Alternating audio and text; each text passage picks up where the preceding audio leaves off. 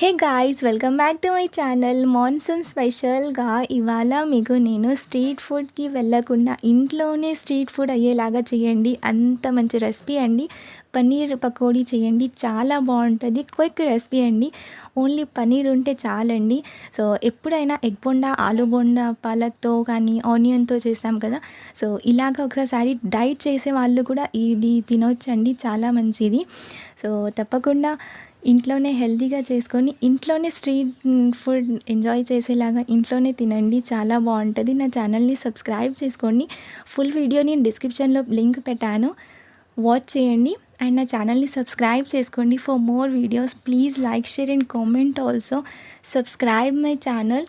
And ఇది పన్నీర్ పకోడా ఎక్కువ red కలర్లోనే ఫ్రై చేయాలి, అప్పుడే మీది నుంచి క్రంచీగా క్రిస్పీగా బాగుంటుంది. Thanks for watching.